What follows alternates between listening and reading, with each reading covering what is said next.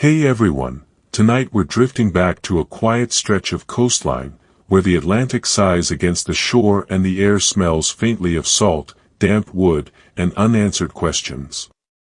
So, if you can, dim the lights a little. Settle into wherever you are.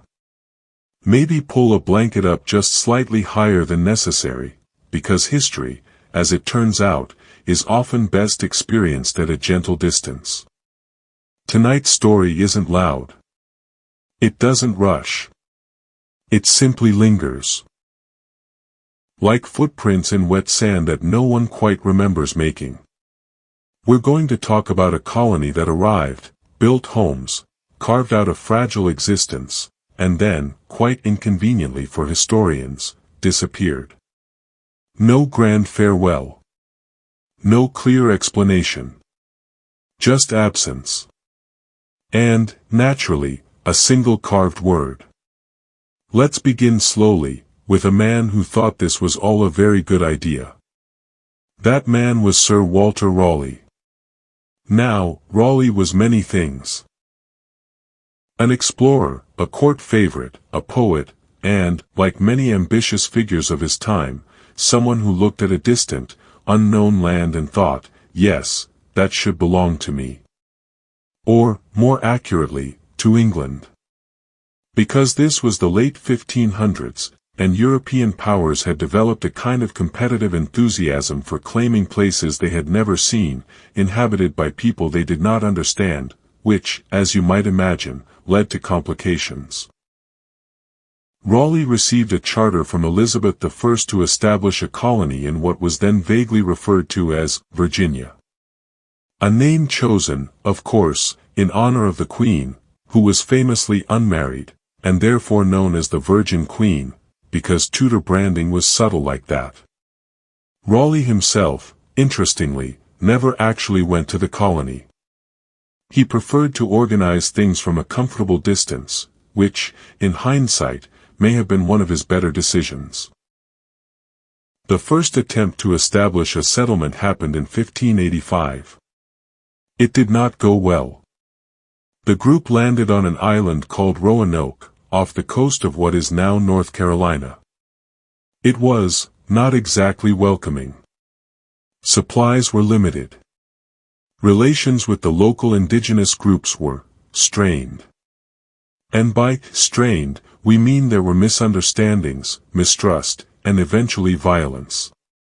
Because of course there was.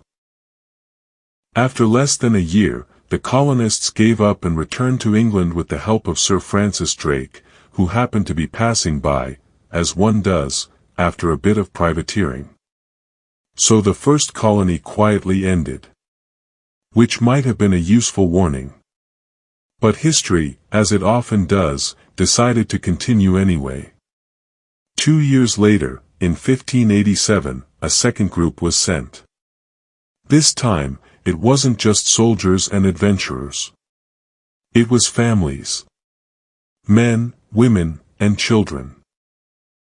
People who were meant to stay. Their leader was John White, an artist and mapmaker who had been part of the earlier expedition. He was, by most accounts, thoughtful, observant, and perhaps just optimistic enough to believe this might work. Among the settlers was his daughter, Eleanor Dare, and her husband, Ananias Dare. And soon after arriving, something quietly historic happened. Eleanor gave birth to a child. A girl. They named her Virginia Dare. And she became the first English child born in the Americas. Which sounds like the beginning of a hopeful story. And, in a way, it was. For a brief moment. But Roanoke, unfortunately, had not improved much in the 2 years since the first attempt. Food was still scarce. Supplies were still uncertain. And relations with the local Croton people, while somewhat better than before, were still delicate. The colony needed help. So John White made a decision. He would return to England to gather supplies, and then come back as quickly as possible. It seemed reasonable. A temporary absence. A practical solution. A small interruption in what would surely become a thriving settlement. Except, it didn't go that way. Because when White arrived back in England, he discovered that the country was somewhat distracted. Specifically, by the imminent threat of the Spanish Armada. England was preparing for invasion. Ships were being requisitioned. Resources were being diverted. And suddenly, a small colony across the ocean became less of a priority. White tried to secure passage back. He waited. He negotiated. He attempted to leave. But the war delayed him, again and again. Days turned into months. Months into years. And all the while, the colony remained out of reach. It would take him 3 years to return. 3 years. Which, as delays go, is not ideal when you've left behind a group of settlers with limited supplies on the edge of a new world. Finally, in 1590, White made it back to Roanoke. He arrived with a mixture of relief, and, perhaps, a quiet unease. Because even from a distance, something felt off. There was no smoke rising. No signs of movement. No welcoming party. Just silence. When they landed, the silence remained. The settlement was still there. Or at least, what was left of it.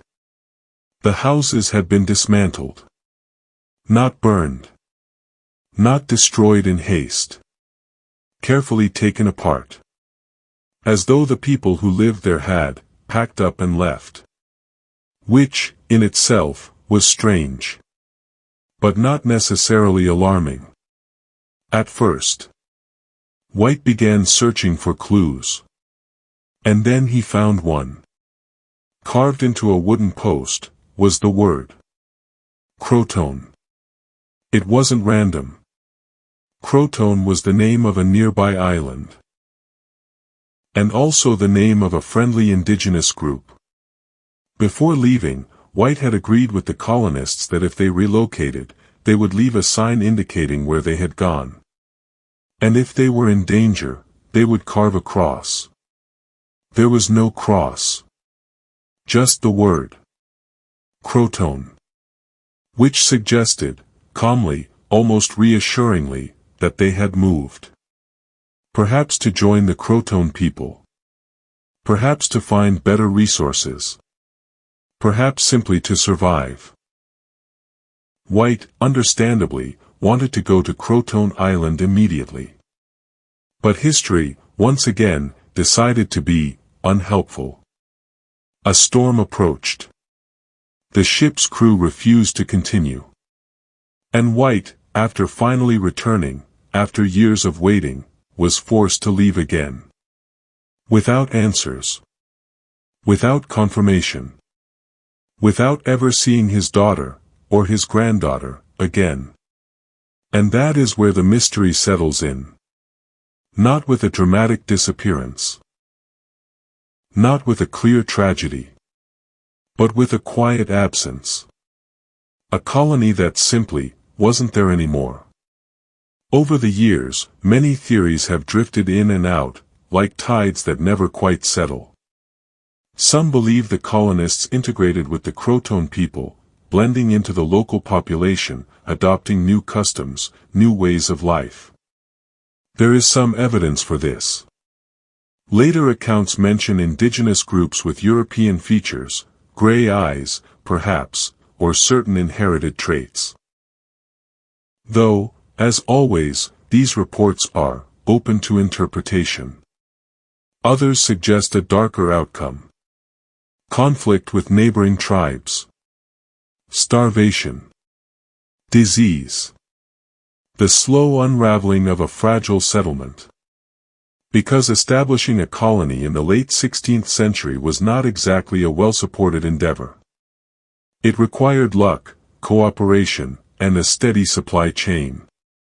Roanoke had none of those consistently. There are even more unusual theories. Secret relocations. Hidden messages. Elaborate conspiracies involving Spain, because at the time, Spain was involved in quite a lot of things. But most historians tend to favor simpler explanations. The colonists likely moved. They adapted. They survived, at least for a time. And then, gradually, they disappeared into the landscape of early American history. Which, in its own quiet way, is perhaps more unsettling than any dramatic ending. Because there is no final moment. No clear conclusion. Just a slow fading. And John White, the man who had left to save them, spent the rest of his life not knowing what became of his family. Which feels, somehow, like the most human part of the story. Not the mystery, but the uncertainty. As we let this story drift for a moment, imagine the shoreline at dusk. The empty structures. The faint marks where something once stood. And that single carved word, weathered, but still there. Let's drift back, gently, to that quiet shoreline. The one John White stood on, looking at an empty settlement that should not have been empty. There's something oddly peaceful about the scene, if you ignore the implications. Wooden posts. Half-dismantled homes. The faint suggestion of life, recently departed. And that single word, patiently carved into the wood. Croton. It's almost considerate, really. As far as mysterious disappearances go, the colonists did leave a note. Not a detailed one, not particularly helpful, but still, more than most vanished settlements manage. And yet, for over 4 centuries, that word has refused to settle into a single, satisfying explanation. So, what might have actually happened? Let's take it slowly. The most widely accepted theory is also the least dramatic, which, in history, is usually a good sign. The colonists moved. Not in panic. Not in chaos. But deliberately. They had discussed the possibility before John White left. If conditions worsened, they would relocate, inland or to a friendlier area. And Croton Island, home of the Croton people, was just such a place. They had better relations there. Trade had been established. Communication, while imperfect, was possible. It would make sense. A struggling colony, low on supplies, deciding, quite sensibly, that survival mattered more than staying put. So they packed up. Dismantled their homes.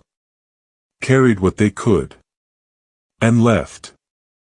It's almost reasonable. Which is slightly disappointing, if you were hoping for something more dramatic. But don't worry. History rarely stays that tidy for long. Because while the "they moved" theory explains the word, it doesn't explain what happened next. There are no confirmed records of the colonists living among the Croton. No definitive archaeological evidence tying them directly to a new settlement. Just hints. Fragments. And the occasional, slightly suspicious coincidence. Some later English explorers reported encountering indigenous groups with unusual features. Gray eyes. Certain facial structures. Even bits of English language, or at least something that sounded like it had been borrowed and reshaped over time. Which is intriguing. But also, not conclusive. Because cultural exchange was already happening in many forms. And human features, as it turns out, can vary quite a bit without requiring a lost colony to explain them. Still, the idea lingers. That the colonists didn't vanish. They simply became something else. There's a quiet kind of poetry in that. A group of English settlers arriving with their expectations, their customs, their sense of identity. And slowly, over time, letting all of it soften and blend into a new way of life. No grand disappearance. Just adaptation. Of course, not everyone finds that satisfying. Which brings us, gently, to the darker possibilities. Because life in a fragile colony was difficult. Food shortages were common. Supplies could fail. Weather could turn against you. And relationships, with neighboring groups, or even within the colony itself, could fracture under pressure. It's entirely possible that the colonists faced conflict.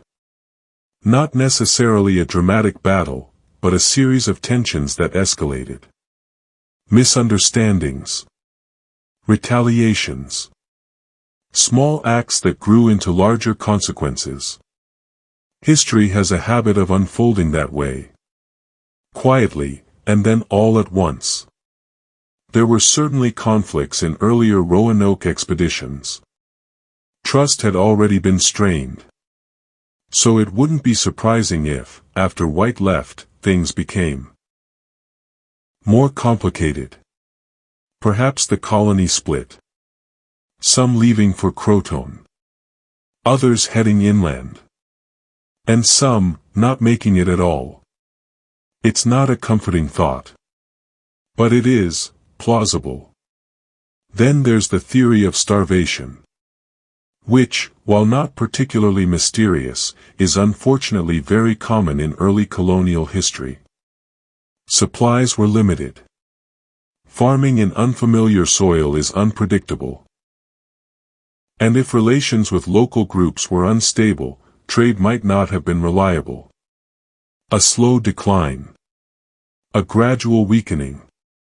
People leaving in search of better conditions, and not always finding them. Again, no dramatic ending. Just a quiet fading. But now, let's drift a little further into the more unusual theories. Not because they're the most likely. But because they're persistent. And, in a soft, late-night kind of way, oddly fascinating. One idea suggests that the colonists attempted to move inland, toward the Chesapeake Bay area. There had been earlier plans to establish a colony there. It was considered more suitable, better access to resources, a more stable environment. So perhaps, after White left, they decided to continue that plan.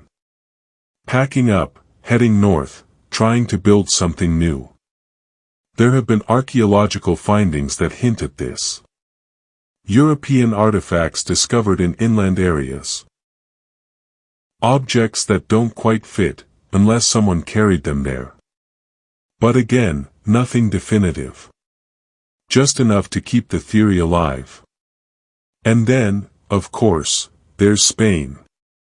Because whenever something mysterious happens in the late 1500s, Spain tends to appear in the background, looking vaguely suspicious. At the time, Spain and England were not exactly on friendly terms. The Anglo-Spanish War was underway.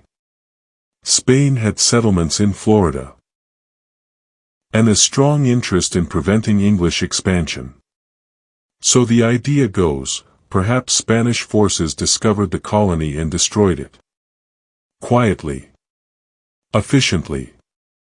Leaving little evidence behind. It's not impossible. But it's also, not strongly supported. Spanish records from the time don't mention such an operation. And they were usually quite thorough about documenting their successes. If they had eliminated an English colony, they likely would have mentioned it. Perhaps with a certain amount of satisfaction. So that theory, while dramatic, tends to drift to the edges. There are even more speculative ideas. Natural disasters. Disease outbreaks that left no survivors. Or, more elaborate scenarios involving secret messages and hidden meanings in the word croton.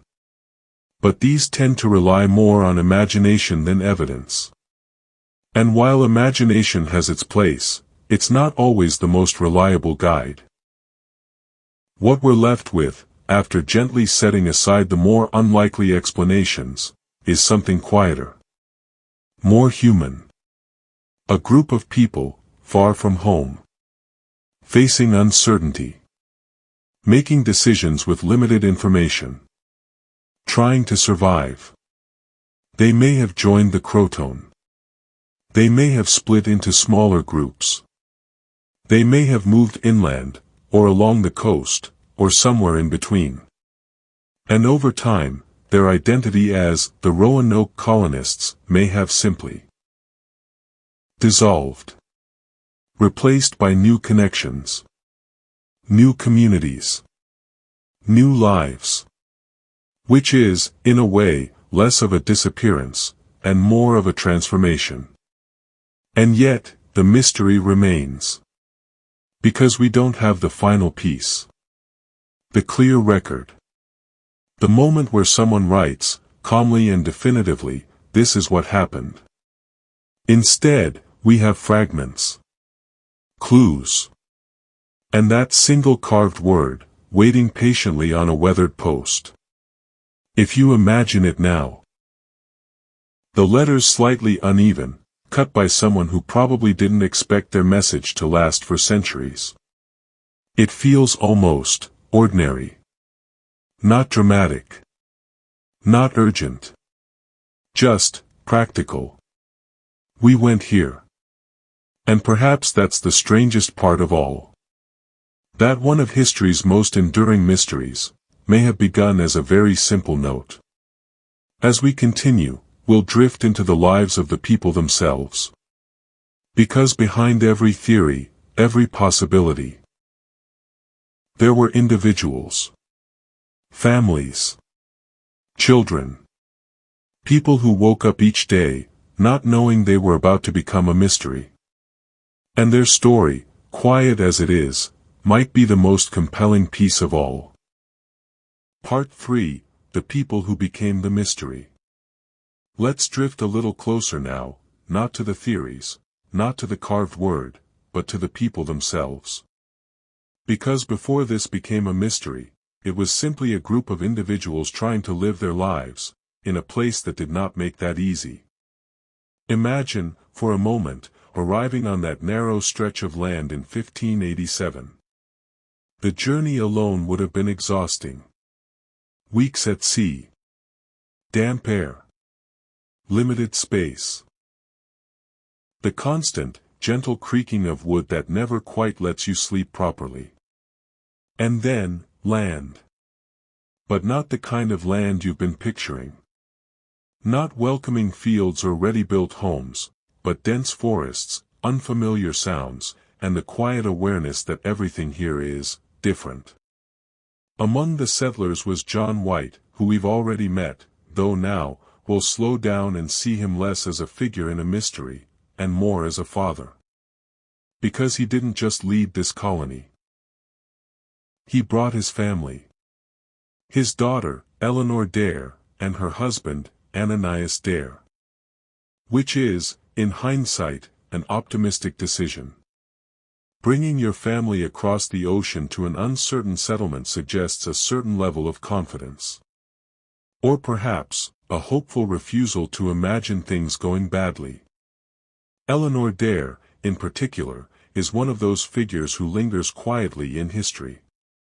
We don't have long letters from her. No detailed accounts of her thoughts. Just fragments. Mentions. And the knowledge that she gave birth shortly after arriving. Virginia Dare. A name that feels almost symbolic, even before you know what happens next. She was the first English child born in this new land. A beginning. A small, hopeful marker of permanence. It's easy to imagine the moment. A fragile settlement, still being built, the uncertainty of supplies, the careful negotiations with nearby communities.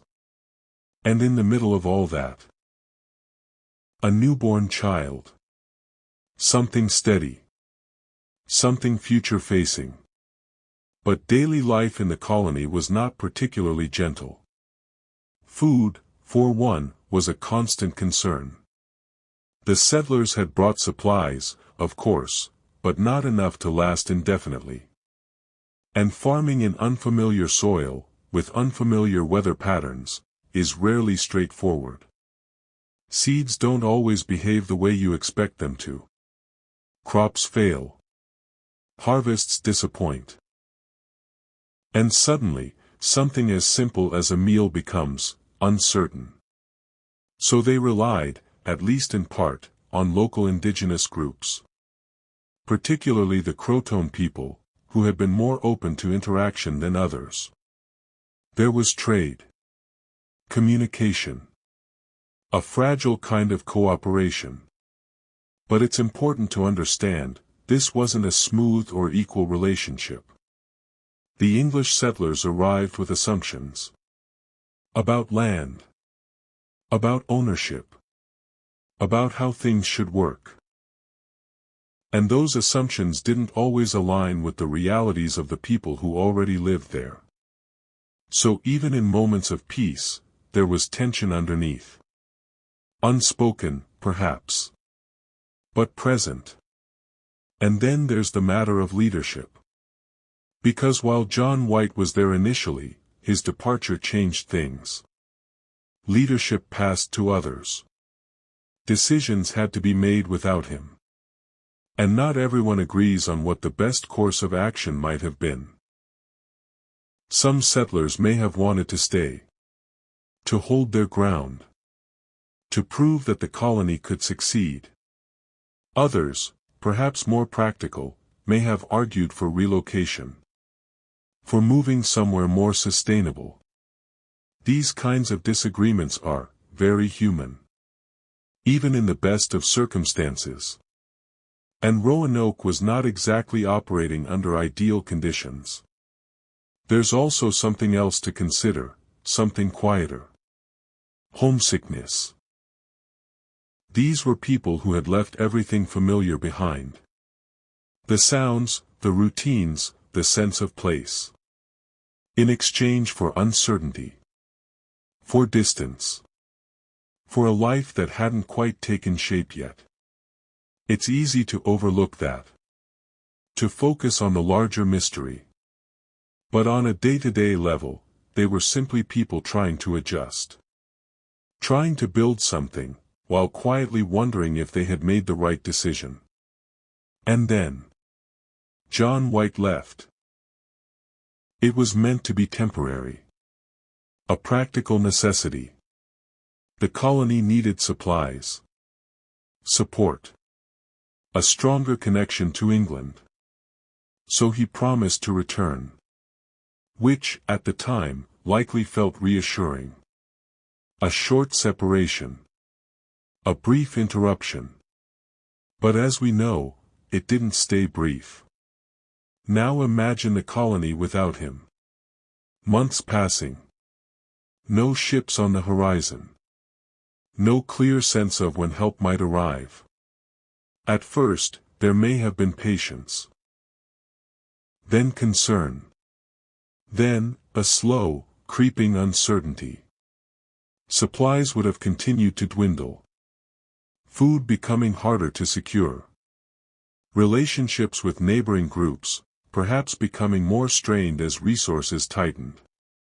And decisions would have needed to be made.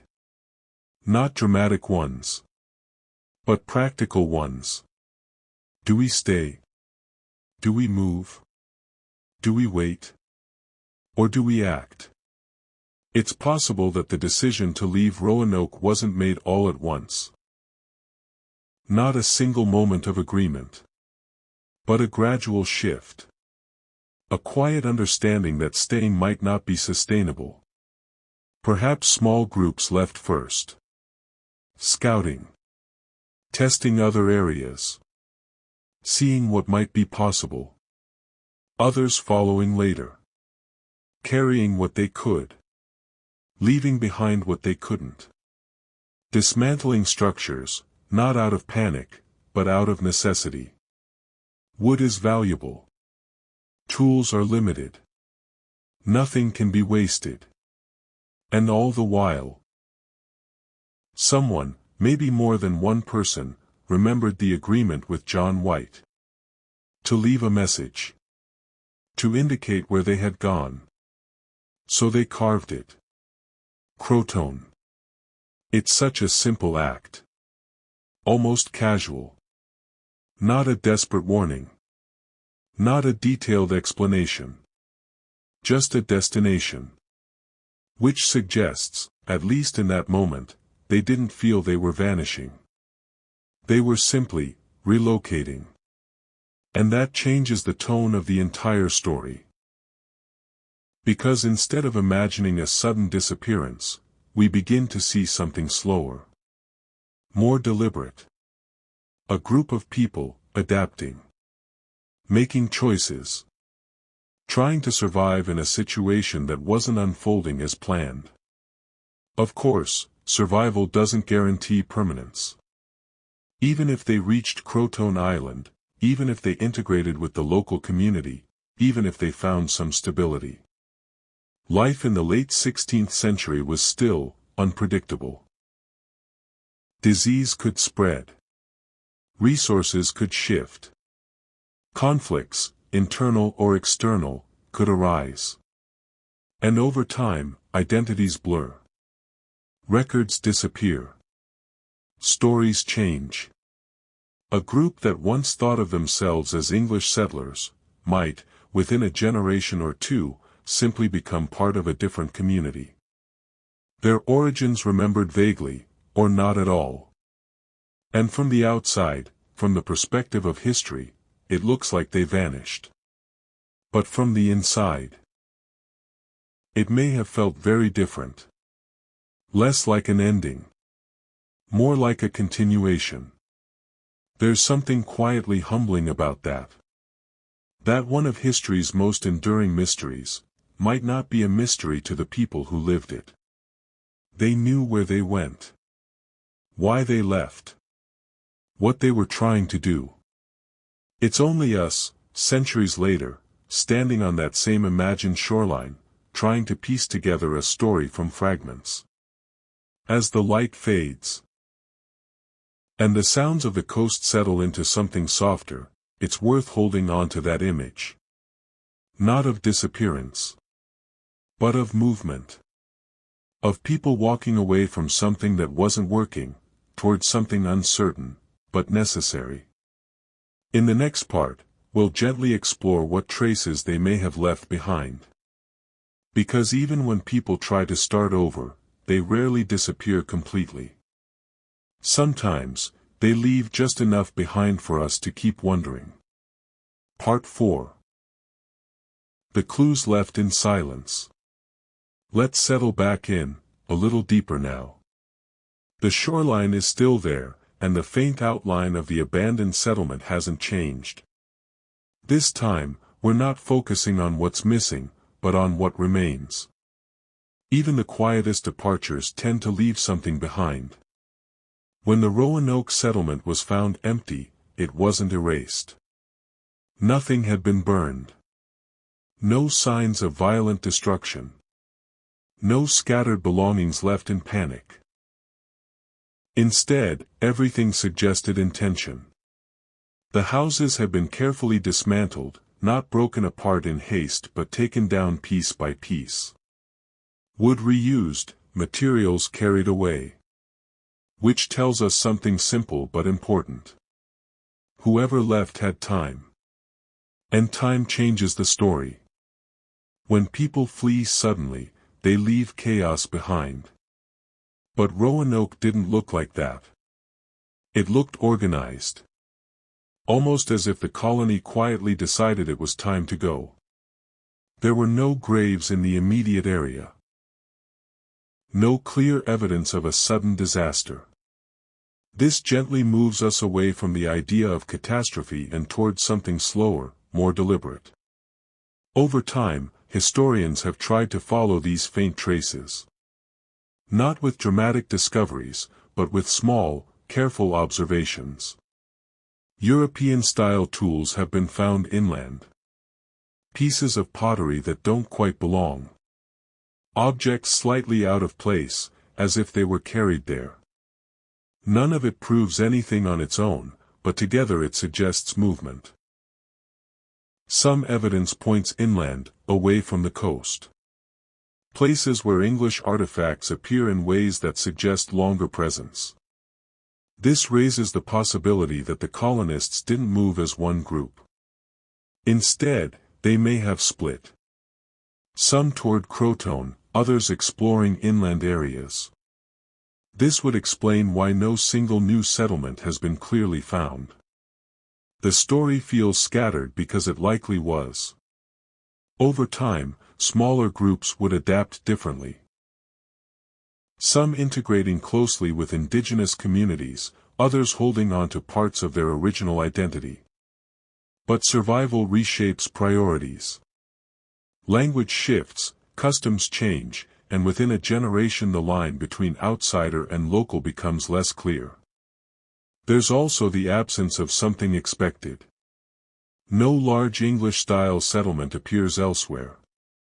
No attempt to rebuild the same kind of village. This suggests they adapted instead of recreating. They may have adopted local building styles and ways of living.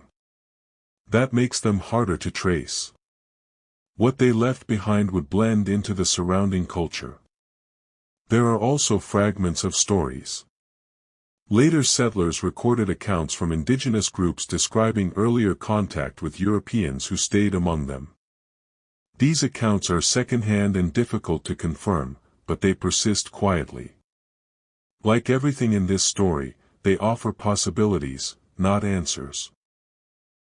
Time complicates things further. By the time New English colonies became stable, decades had passed. Memories faded, details shifted. A group that once stood out might no longer seem unusual. Even if the Roanoke colonists survived, they may have simply become part of everyday life. From a distance, it looks like disappearance.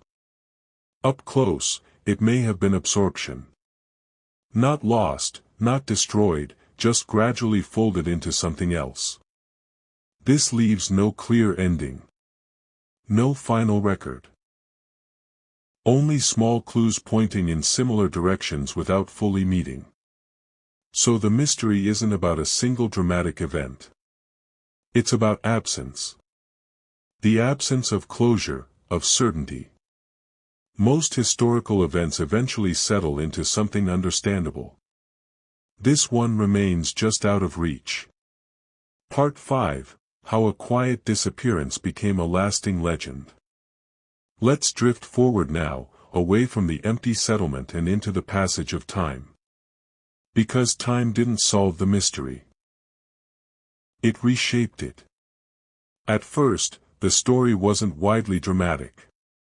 It was recorded, mentioned, noted as an unsuccessful colony. In that period, failed colonies were not unusual. Roanoke was different, but only slightly. It was remembered, not obsessed over. As new colonies began to succeed, people started looking back. Earlier attempts gained attention. Roanoke began to stand out because it lacked a clear ending. No recorded battle, no confirmed famine, no official explanation. Just a carved word left behind. Over time, writers revisited the story. They tried to piece it together with limited information.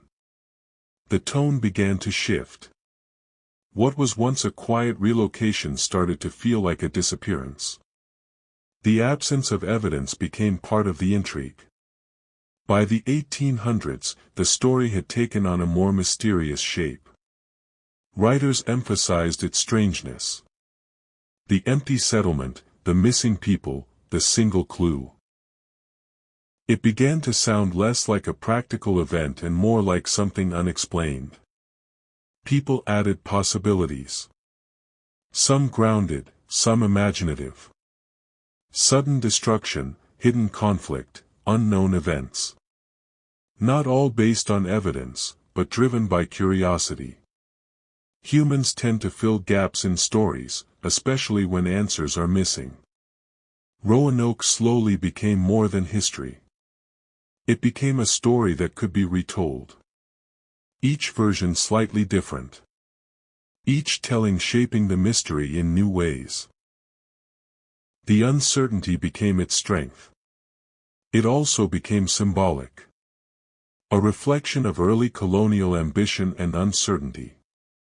A reminder of how easily people can fade from records.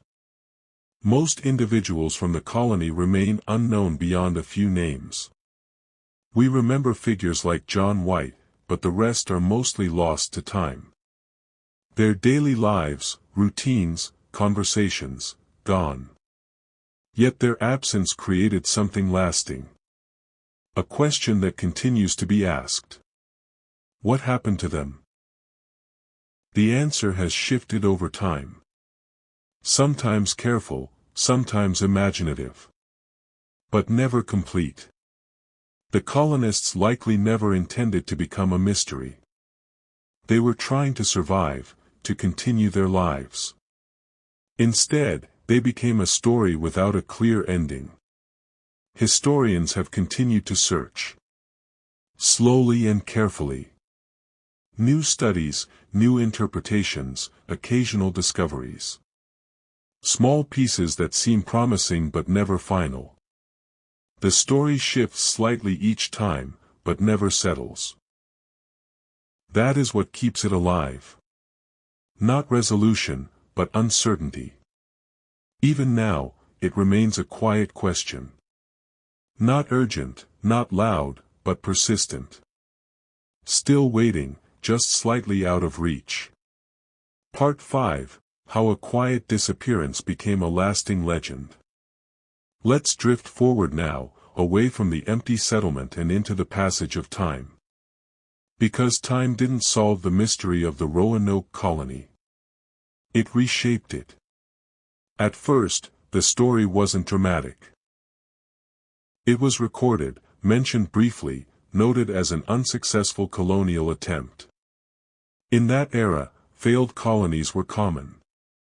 Roanoke was different, but only slightly. It was remembered, not deeply examined. As new English settlements began to succeed, people started looking back. Earlier attempts gained attention. Roanoke began to stand out because it lacked a clear ending. No confirmed battle, no detailed record of famine, no official explanation. Just a carved word left behind. Over time, writers revisited the story. They tried to assemble it using limited information. The tone slowly changed. What may have been a practical relocation began to feel like a disappearance. The lack of evidence became part of the intrigue. By the 1800s, the story had taken on a more mysterious form. Writers emphasized its unusual nature. The empty settlement, the missing people, the single clue. It began to sound less like an event and more like a puzzle. People introduced possibilities. Some based on evidence, others shaped by imagination. Sudden destruction, hidden conflict, unknown causes. Humans tend to fill gaps in incomplete stories. Roanoke invited that instinct. It gradually became more than a historical record. It became something that could be retold and reshaped. Each version slightly different, each interpretation adding something new. The uncertainty became central to its identity.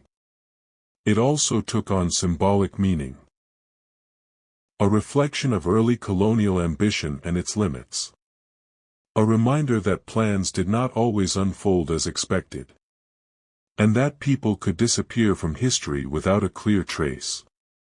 Most of the individuals in the colony remain unknown.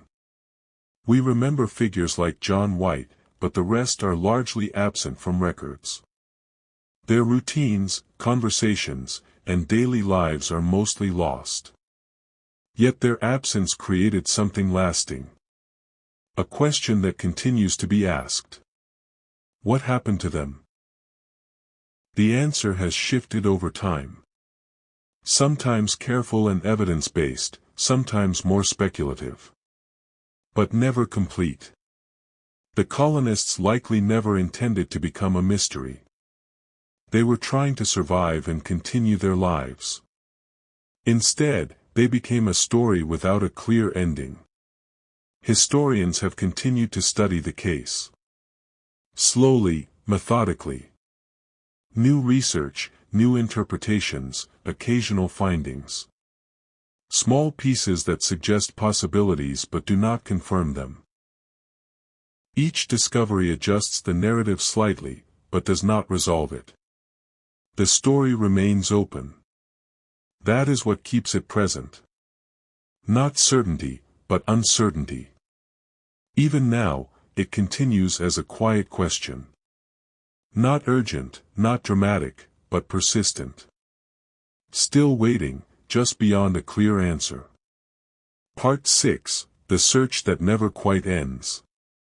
Let's drift a little further forward, into a time much closer to our own. The shoreline is still there, though now it exists more in records, excavations, and careful reconstructions than in untouched silence. And yet, the question remains almost exactly the same. What happened to them? Over the years, the mystery of the Roanoke colony has drawn in historians, archaeologists, and researchers who approach it not with urgency, but with patience. Because this is not the kind of mystery that reveals itself quickly. Instead, it offers small pieces. Carefully. Sometimes reluctantly. Modern archaeology has focused on areas both near and far from the original settlement. Excavations have been carried out along the coast, as well as inland locations that earlier theories suggested as possible destinations. And occasionally, something turns up. Not dramatic discoveries, but quiet ones. A fragment of pottery. A tool. A small object that feels slightly out of place. These findings are studied in detail. Compared, dated, analyzed. Each one asked the same question. Does this connect to the colonists? Sometimes the answer is, maybe. Which, in this story, is about as close to certainty as things tend to get. One area that has received particular attention is a site often referred to as the Zuniga map location. A map associated with John White appeared to show a hidden symbol inland. Beneath it, faint markings suggested a possible fort or settlement. This has led researchers to investigate that region more closely. And in doing so, they've found items that seem consistent with late 16th century English presence. Again, not definitive. But enough to suggest that at least some of the colonists may have moved inland. This supports the idea that the colony didn't relocate as a single group. Instead, it may have divided, with different groups choosing different paths based on resources, safety, or opportunity. Which makes the search more complex. Because instead of looking for one lost settlement, we may be looking for several smaller, scattered traces. There's also been continued interest in Croton Island, now known as Hatteras Island. Excavations there have uncovered European objects that date to roughly the same period. Some of these items suggest trade. Others suggest something more permanent. The challenge, as always, is interpretation. Because European objects in indigenous contexts don't automatically mean English settlers lived there. Trade networks existed. Objects moved. Items changed hands. So each discovery must be considered carefully. And that careful approach is what defines modern research into Roanoke. There's no rush to declare a final answer. No dramatic conclusions. Just steady, methodical work. Historians also continue to revisit written records. Letters, reports, accounts from early settlers who arrived decades later. Looking for overlooked details. Subtle hints. Anything that might have been missed before. Sometimes, these re-examinations bring new perspectives. A phrase that seemed unimportant suddenly feels relevant. A detail that was ignored begins to stand out. But even then, the story doesn't fully resolve. It shifts slightly. Becomes a little clearer in one area, while remaining uncertain in another. There's also the role of technology. Modern tools allow researchers to analyze materials more precisely. To date objects more accurately. To map sites in ways that weren't possible before. And yet, even with these advances, the mystery remains. Not because it can't be studied, but because the evidence itself is limited. Time has taken most of it. Which brings us to an interesting realization. The search for Roanoke isn't really about finding a single answer. It's about understanding a process. How people move. How they adapt. How they leave traces behind. And how those traces fade. Each new discovery doesn't close the story. It adds to it. A small piece here. A suggestion there. And slowly, a picture forms. Not a complete one. But something recognizable. A group of colonists facing uncertainty. Making decisions over time. Possibly splitting into smaller communities. Integrating, adapting, surviving in ways that weren't originally planned. And eventually, becoming part of something else. There's a quiet acceptance in modern historical thinking. That some mysteries don't have a single, clean ending. Roanoke may be one of them. Not because the answer doesn't exist, but because it wasn't recorded in a way that survived. So instead of a final conclusion, we have an ongoing process. Researchers continue to study, excavate, revisit. Not expecting a sudden breakthrough, but open to the possibility of gradual understanding. And perhaps that's fitting. Because the story itself was gradual. A slow shift from settlement, to relocation, to something less defined. So the search mirrors the story. Patient. Uncertain. Unfinished. As we sit with that, it becomes clear that Roanoke isn't just a mystery of the past. It's an example of how history works. Incomplete. Fragmented. Open to interpretation. And still, quietly inviting us to look a little closer.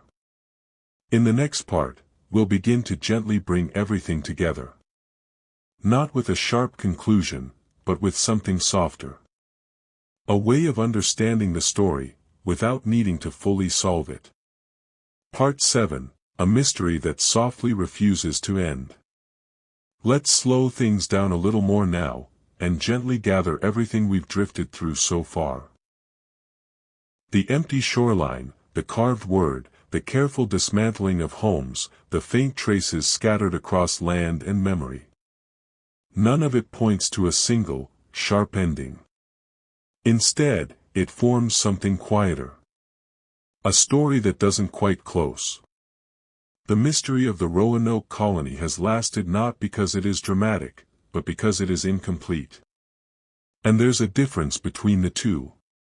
Dramatic stories tend to resolve themselves. Incomplete ones linger. When we look back at the colony now, it's tempting to imagine a single moment. A final event where everything changed. But the more we examine it, the less likely that seems. What we see instead is a gradual shift. A slow movement away from one place, towards something else. Not a disappearance in an instant, but a transition over time. The settlers likely didn't think of themselves as vanishing. They were making decisions. Practical ones. Where to find food. Where to feel safer. Who to trust.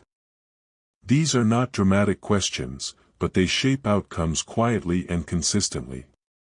And so, step by step, the colony changed. Some may have gone to Croton. Others inland. Some perhaps stayed longer before leaving. It wasn't one path. It was many. And that makes the story harder to follow, but more human. Because real lives rarely move in straight lines. Over time, identities would have softened. The label of English colonist would matter less than immediate survival. Language would shift. Habits would change. New relationships would form. And within a generation, the original group might no longer stand out as something separate. From the outside, it looks like disappearance. From the inside, it may have felt like continuation. That contrast sits quietly at the center of the mystery. We are looking for a clear ending. They were living through an ongoing present. And those two perspectives rarely align. There's also the matter of expectation. We often approach history assuming that significant events leave clear traces. Records, structures, evidence that can be followed. But that isn't always the case. Especially in fragile, early settlements. Sometimes, what remains is minimal. A word carved into wood. A few scattered objects. And then, nothing that speaks clearly enough to resolve the story. But perhaps resolution isn't always necessary. The Roanoke story offers something slightly different.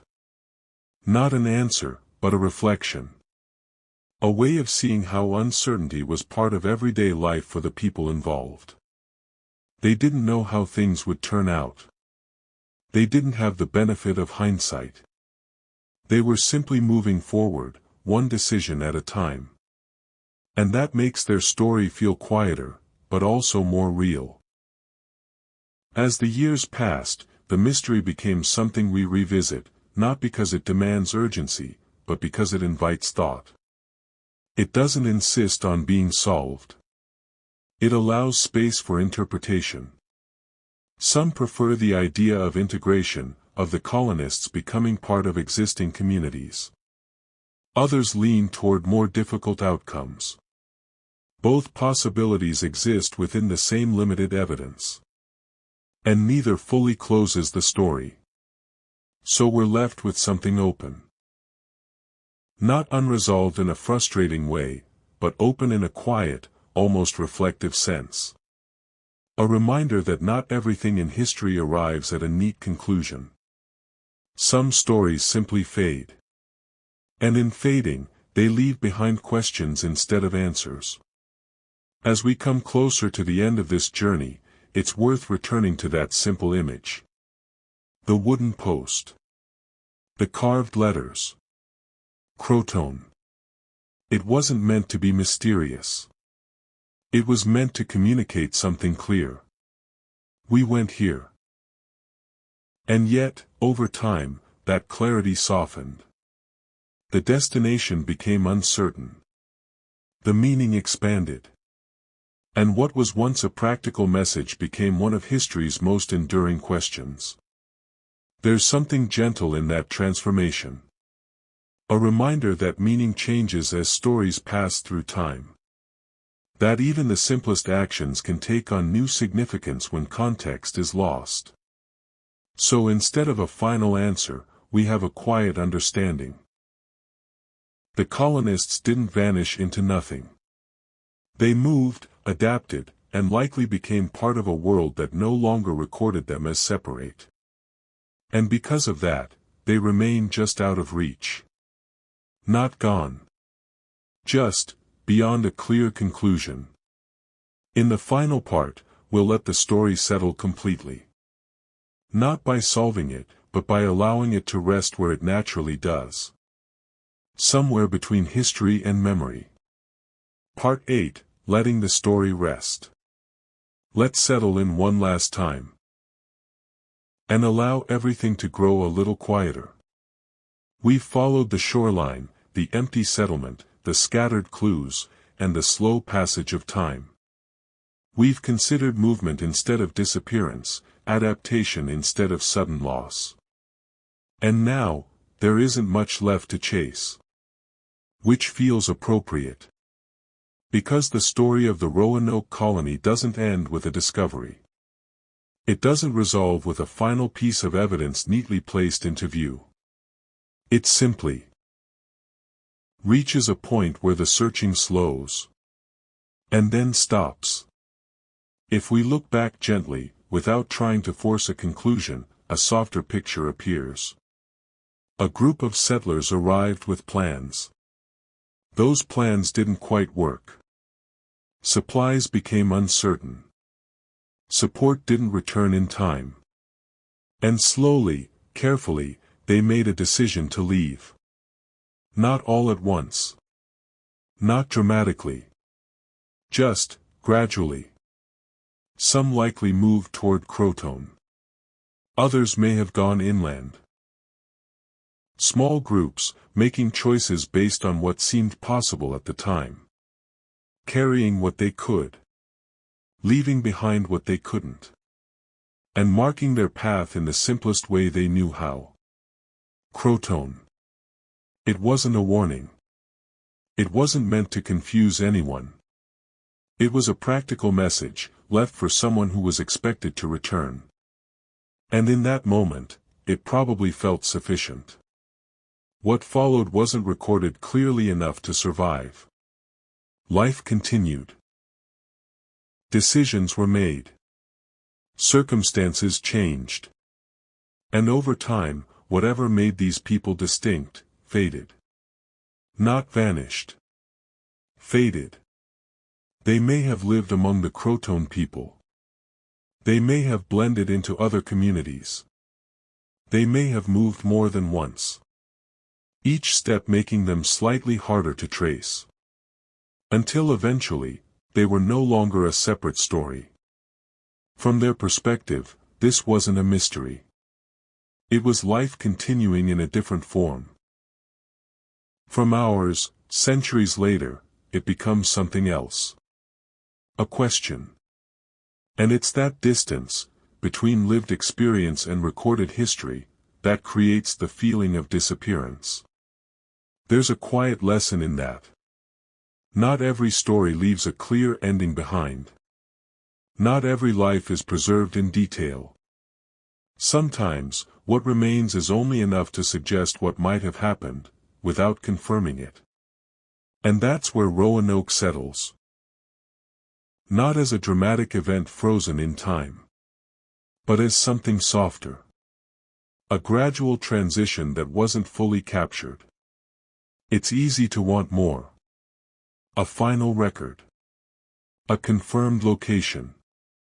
A clear answer that closes everything neatly. But there's also something calm about not having that. Because without a fixed ending, the story stays open. Not unresolved in a restless way, but open in a quiet, reflective sense. It allows us to imagine possibilities without needing to choose just one. To consider that the colonists survived in ways that weren't documented. That they became part of something larger, and less defined. And that history, in some cases, doesn't disappear. It simply blends. As we let the story rest, it returns to that simple image again. The shoreline. The empty space where something once stood. And a carved word, still holding its place across centuries. Croton. A message that was meant to explain everything, and somehow became the beginning of something else. So tonight, we don't solve it. We don't close it. We just let it be what it is. A quiet piece of history, that drifted just far enough away to remain uncertain. And maybe that's enough. Because not every story needs a sharp ending. Some are better left exactly where they are. Somewhere between memory and mystery. Gently fading into the background. And with that, we'll let the shoreline grow quiet again.